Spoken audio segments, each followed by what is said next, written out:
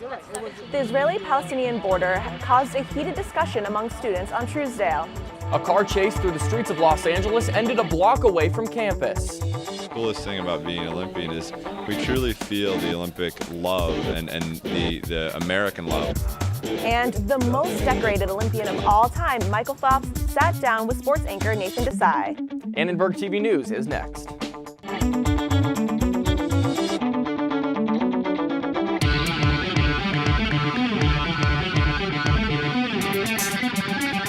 Live from USC, you're watching Annenberg TV News. I mean, being against Zionism is not being anti-Semitic. Students take on the decades-old struggle between Palestinians and Israelis. Students stopped in front of Alumni Park today to talk about the effects of Israeli sentiments on Israelis and Palestinians. Good evening, I'm Brad Stryker. And I'm Juliet Muir. Students for Justice in Palestine put together an exhibit to bring awareness to the Israeli West Bank barrier. The Israeli West Bank barrier is a wall along the Green Line. Israel considers it a security barrier against terrorism, while Palestinians call it a racial segregation or apartheid wall. The group Students for Justice in Palestine set up an exhibit to bring awareness to the Israeli West Bank border, which they're calling the apartheid wall in reference to the apartheid era in South Africa. The signs that we have here is basically focusing on how we see Zionism as oppressing the indigenous rights of the people, the Palestinians who were there. Student group Trojans for Israel set up nearby to bring awareness to their side of the issue. We're very much for peaceful dialogue and peaceful discussion. And, we recognize that Israel is an extremely contentious and controversial place, and we welcome all sides of the political spectrum, and we encourage dialogue. Even though they disagreed, the two sides were able to hold a civil and peaceful conversation. A car chase ended in the University Park neighborhood this afternoon at the intersection of 29th Street and Orchard Avenue. Police were chasing a stolen vehicle. The chase came to an end after the driver slammed into several parked cars and a lamppost. The driver was transported to the hospital and taken into custody. No one else was injured.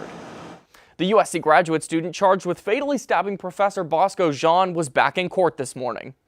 The hearing for David Jonathan Brown was postponed again today. His attorney asked for more time to explore possible strategies, including a state-of-mind defense.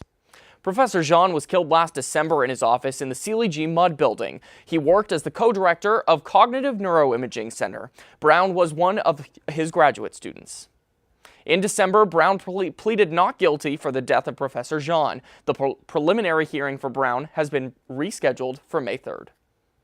The body of a young adult male was found this morning at a UCLA housing complex in Westwood. LAPD says a man in his 20s was found dead outside a building after falling off a balcony. Police say he was not a UCLA student or faculty member. Authorities do not suspect foul play. UCLA campus police is leading the investigation. President Trump was on Capitol Hill today to pressure Republicans to support his new health care bill. He says he's confident that Congress will approve the plan to repeal and replace Obamacare. We're going to negotiate, and it's going to go to the Senate and back and forth. The end result is going to be wonderful, and it's going to work great. Thursday is our chance to end Obamacare and the Obamacare catastrophe. The proposed American Health Care Act has some Republicans support in Congress, but Trump is still appealing to moderates and conservatives. He warned undecided Republicans that their jobs depend on this bill going through. He said if it fails, Republicans could lose their majority in the House in 2018. They're expected to vote on Thursday. President Trump was here to do what he does best, and that is to close the deal. He is all in, and we are all in to end this Obamacare nightmare. If Republicans vote for this phony bologna sandwich that Trump is peddling, then they're going to own it, and they're going to own whatever happens to the American people and the constituents that they represent, which is not really a great spot to be in. If this version of the bill reaches the Senate, there's a good chance it won't pass. The Republican majority is slim, and 6 GOP senators have already expressed reservations. Supreme Court nominee Neil Gorsuch had a second day of confirmation hearings. Trump's nominee called the president's recent attack on federal judges, quote, disheartening. Gorsuch also addressed claims about government wiretapping of citizens. Goodness knows, Senator. I was acting in the capacity as a speechwriter and taking material produced by the components that were responsible for litigating these issues, including Mr. Clement, Paul Clement, dear friend of mine, and the Office of Legal Counsel and others. Gorsuch took the opportunity to talk about some controversial issues. When asked if the president has the right to approve torture if it violates congressional law, he answered, quote, "No man is above the law." He went on to say that his goal is to be as fair as possible and that his work as a district judge is indicative of what he'd bring to the Supreme Court. My personal views, I'd also tell you, Mr. Chairman, belong over here. I leave those at home. And part of being a good judge is coming in and taking precedent as it stands. And your personal views about the precedent have absolutely nothing to do with a good job of a judge. Gorsuch said if President Trump had asked him if he would overturn Roe v. Wade, he would, quote, have walked out the door. The confirmation hearing will continue tomorrow. The U.S. and United Kingdom are banning devices larger than smartphones from 8 predominantly Muslim countries in the Middle East and North Africa. The ban covers inbound flights on 9 airlines operating out of 10 airports in these 8 countries in the Middle East. The Department of Homeland Security said the ban comes in response to terrorist groups targeting commercial airlines, but one USC student doesn't think it's okay. The fact that it's only and back to the United States speaks mounds, because it's like, why do you not care about the safety of passengers going to the Middle East, but only passengers coming back to the United States? Honestly, I feel like it's the beginning of the marginalization, like the excessive marginalization of the Middle Eastern population, and it's just discouraging to see. This comes shortly after President Trump's second attempt at a travel ban from predominantly Muslim countries. Today, Mayor Eric Garcetti signed an executive directive in order to expand the LAPD's policy of not questioning immigrants about their legal status. Garcetti said the fire department, airport police, and port police will join the LAPD in the Don't Ask policy. The police will not ask about immigration status and will not ask for paperwork. The order will also allow immigrants to report crimes without feeling worried about the consequences of their legal status. In Los Angeles, we are a city of immigrants with a history defined by immigrants, a city of safety, of refuge, of opportunity for everybody. And today, we reaffirm that not just in this city, but across this great nation. Garcetti said the city will continue to keep violent and serious criminals off the streets without tearing apart families. This comes after the Trump administration's efforts to tighten immigration security. The stock market had a bearish day, marking the first time the Dow and NASDAQ saw a significant drop since President Trump took office. The Dow dropped a little more than 1% to just over 20,600 points. The NASDAQ dropped nearly 2% and closed out at just under 5,800 points. Victims of sexual assault here on campus are hoping to take back the night and raise awareness. We're in with Dolores Huerta is about to speak for a room full of USC graduates. Coming up. Today is the start of the Persian New Year, but not all families are celebrating as usual. One woman's story just ahead. So good to see you guys. So, what's up? Oh, we finally bought a place. Holy cow. You seriously have enough saved to do that? We've been putting a little aside each month. Jeez, at the end of the month, we have nothing left to save. Yeah, I have no idea where it goes. Well, you're spending a lot on... Was it good? Oh, God. Oh, how is my account overdrawn? When it comes to financial stability, don't get left behind. Get tools and tips for saving at feedthepig.org.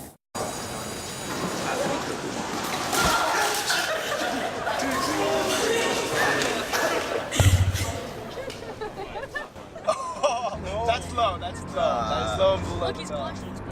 Seriously.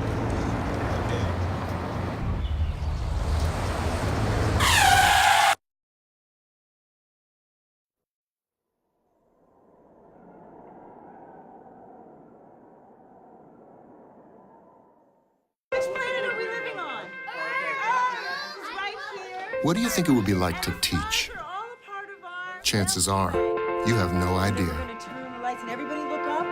Teachers today are breaking down obstacles, finding innovative ways to instill old lessons, proving that greatness can be found in everyday places, and that you don't need to be famous to be unforgettable.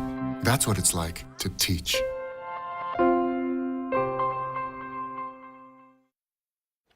Welcome back to ATVN. At nearly 87 years old, Dolores Huerta remains a legend in the history of worker rights in America. She now teaches younger generations about how they can be active in today's political climate. Annenberg Media's Alex Salvi has more on the impact she is making right here on campus. Hey guys, we're here with Dolores Huerta at the Boulevard Auditorium, where she's speaking to a room full of USC students about what it's like to be an activist in today's society. Now, she said that there was a really big importance on the idea of talking to students because many of her experiences came at a very young age herself. She says the reason why she's such a successful activist is because of the values that her mother instilled in her at such a young age. Further, she talked to me about an experience she had when she was in high school, where she went to class and handed an assignment, and a teacher accused her of plagiarism because the work was so well done, and the teacher was skeptical coming from a minority student. Now, of course, Dolores is a very prominent activist dating all the way back to the 60s, and since she's been awarded a number of different accolades, including the Eugene Debs Award, the Eleanor Roosevelt Award, and the Presidential Medal of Freedom. And she's since been arrested 22 times for demonstrating peacefully, including one event in San Francisco in particular where she was beaten very severely and sent to the hospital. And she says that this is now a very important thing for students to know moving forward. And further, she's talked to students about why it's important for millennials to be active in general. Companies, I guess you might say, that have really been started by millennials. And you see a lot of millennials that are going into their own businesses, and many of them into organic farming, things that are very futuristic and things that we need now.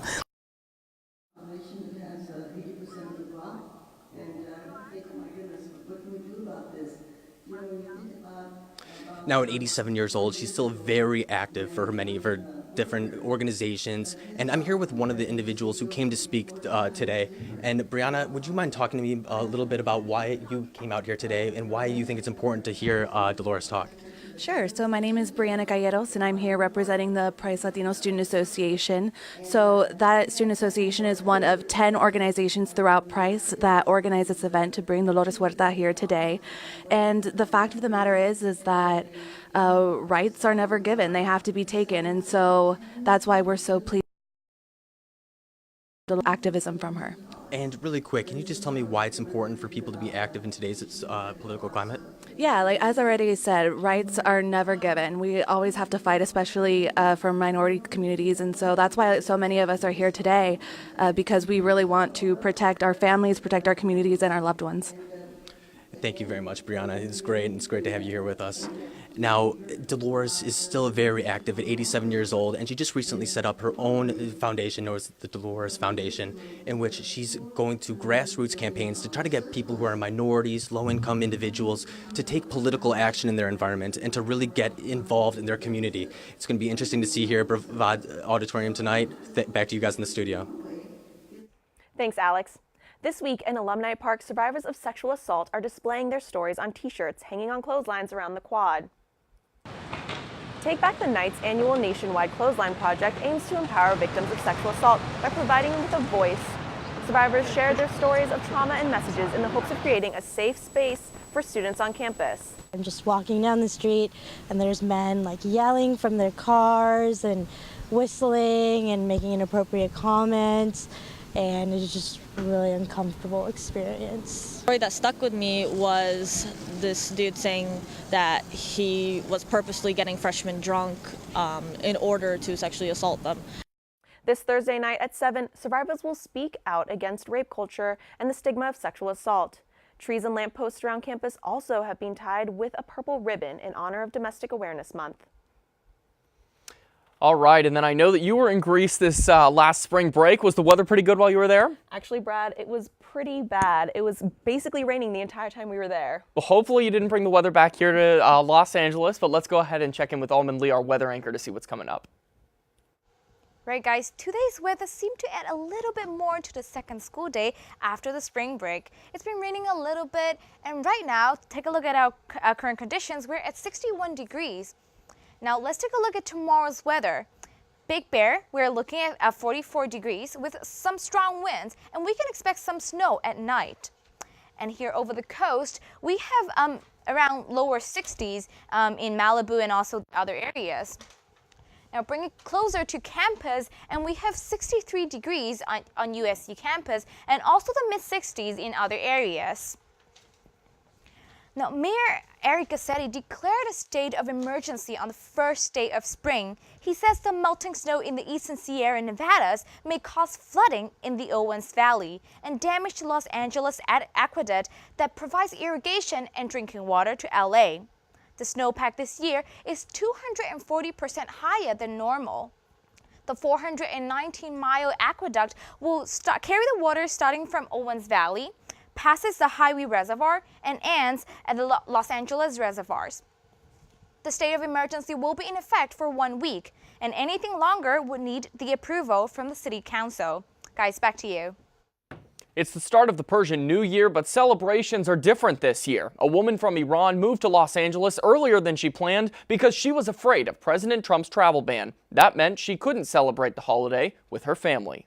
Have a good day. Bye. Farishte Nahe is waiting for the lunchtime rush. It's busy as normal, usually. Her day job, a cashier. 2:35. At Paris Bakery in Westwood. Orange one? She's a new employee and also new to town. I moved here 1 month ago. Moved here with her husband all the way from Iran. We planned for 20th April to come. But Iran is one of the countries affected by Trump's travel ban. We have to make a quick decision. A decision to leave her family earlier than she planned. It's so hard to me. It's too hard. Yeah, I know. It's so hard. Hard because she wanted to spend today with her family. It's the start of the Persian New Year. We want to be in Iran with my family, with my friends, with my relatives to celebrate New Year's. And Nate isn't the only one worried. Farhad Besharate owns the ATT Vacation Travel Agency in Westwood. He says he's lost 70% of his business since the president's first ban. They're scared if they travel to Iran, which is one of those 7 countries, they are not able to go back again, to come back again to United States. But Nate is determined to travel again soon to see her family. Family is part of you, you know? You are the part of your family. You have to see them. Nate told me she is temporarily planning on visiting her family in Iran this summer, but she says those plans depend on what happens with the travel ban in the coming months. All right, and then Nathan, I know that you had a pretty awesome interview today. Yeah, I heard, and I'm also very jealous you met one of my personal heroes. Yeah, thanks guys. It was an awesome experience, and one of the greatest athletes of all time visited USC today. I'll have more on that when we return. And stick around for the latest updates on Trojan football. Stay tuned, sports are next. If you store your guns properly, I'll feel safer when I'm playing outside. Safer when walking home. I won't have to tell so many family members. I'm sorry. I won't hear as many scary stories. And I won't have to tell my kids. This isn't a drill. Please. Please, do it for us. Your family, friends, and neighbors are all counting on you. Never let your gun get into the wrong hands. Remember, always, lock it up. Visit ncpc.org.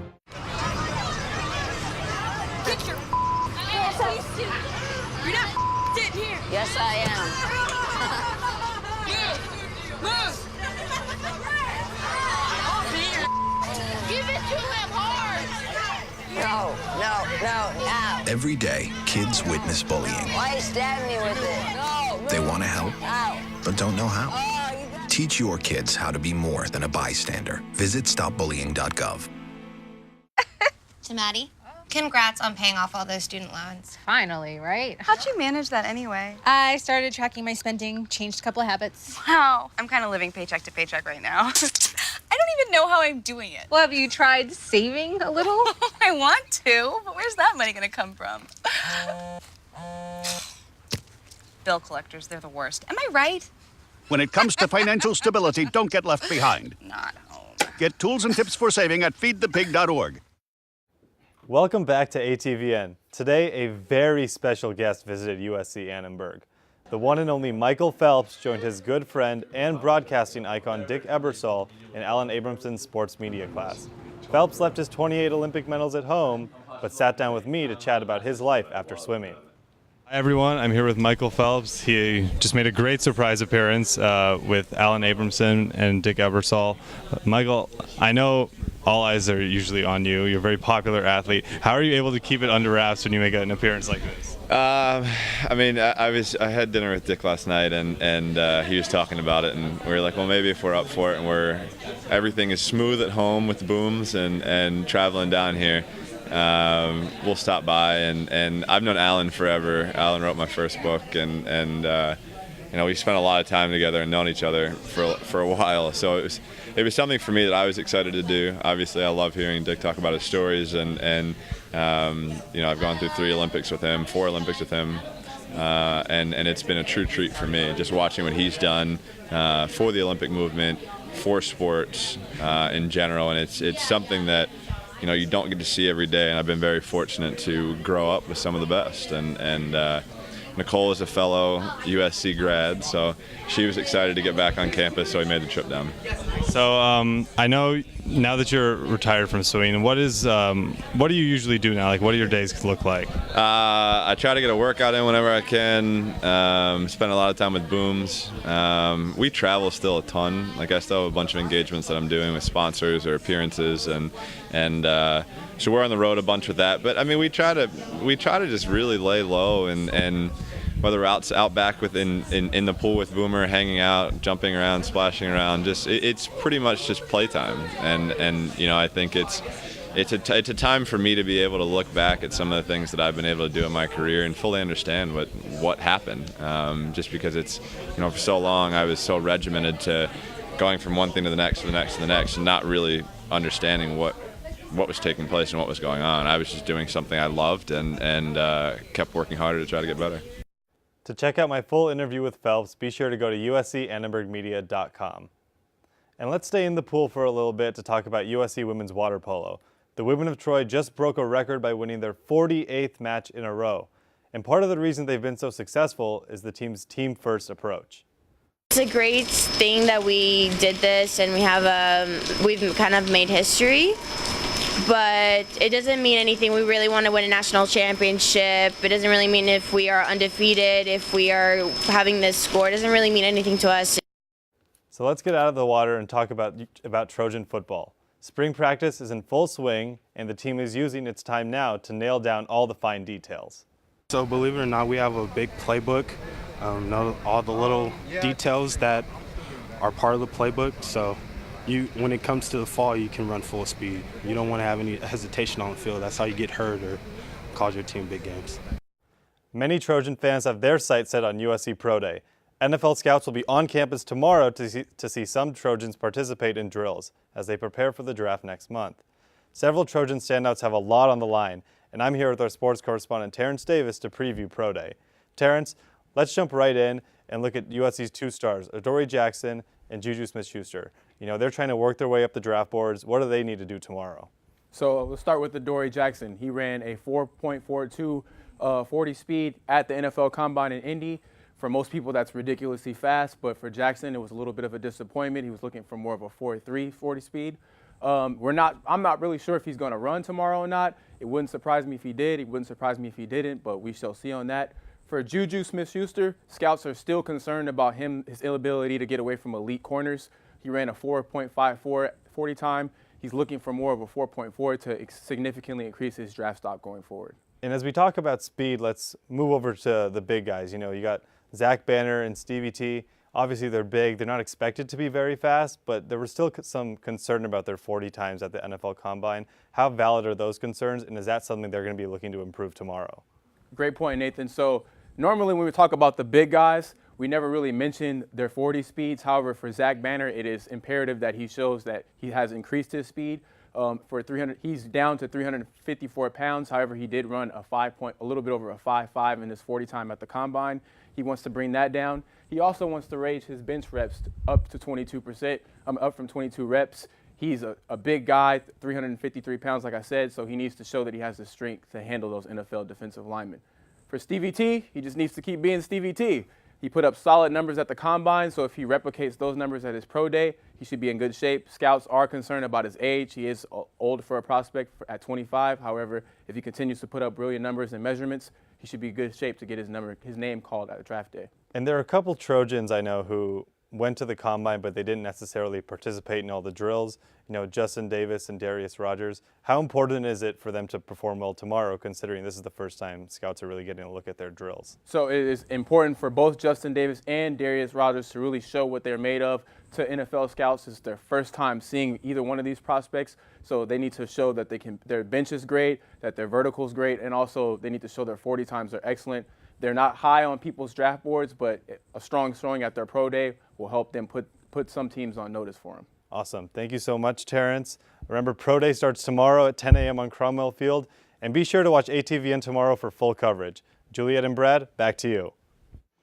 All right, thanks Nathan and Terrence, and it's really cool that we got to talk to Michael Phelps today. Juliet, I think you said you had a little bit of a history with swimming too, didn't you? So I used to swim in high school and middle school, and I've actually been following Phelps since he was in Australia back at his first races, so I'm really jealous of Nathan. Super jealous, so that's really cool to know. Well, Brad, did you know that today is actually World Poetry Day? You know what? I actually didn't, but I know we've got a little bit more on it coming up in the show. Annenberg TV News is coming back to you with more.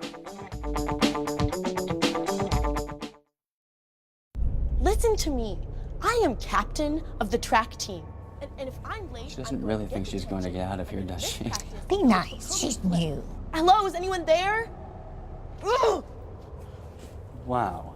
Even from our standards, you look awful. Oh, sweetie, what happened? Me? My friend Becky got to talk to this super cute boy, and I tried to act like I wasn't jealous, but I so totally was. And then out of nowhere, this concrete barrier just popped up. Maybe it was a semi. You mean you were driving? Yeah. I mean, I know the whole eyes on the road thing, but this was a super important text. Maybe you have to know, Becky. Texting? Great. But it was only like 5 seconds, and I'm a really, really fast texter, so it wasn't even a big deal. Actually, has she texted me back yet? Wow, I get like no bars in this place. I wonder if they have Wi-Fi here.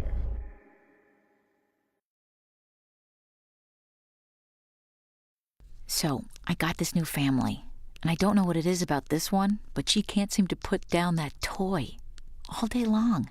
Tap, tap, tap, tap. Oh, and she even talks to it. She talks to that more than she talks to him. What's up, bro? Nice shirt. Who's she talking to? Her mom? She talks to her mom a lot. Today is World Poetry Day, and many people are celebrating on Twitter. British poet Ian Duhigg tweeted, "Happy World Poetry Day," followed by a quote from Bart Simpson. "Come on, people, this poetry isn't gonna appreciate itself." NASA also joined in, tweeting, "Mars is red, super hot stars are blue, we explore space, and so can you." And at TinaPeg2 tweeted wise words from the great Dr. Seuss. "Today you are you, that is truer than true, there is no one alive who is youer than you." Some lovely words to leave us with. Well, thank you so much for watching Annenberg TV News. From everybody here at Annenberg Media, I'm Brad Stryker. And I'm Juliet Muir. You can watch us on the web at uscannenbergmedia.com. Good night.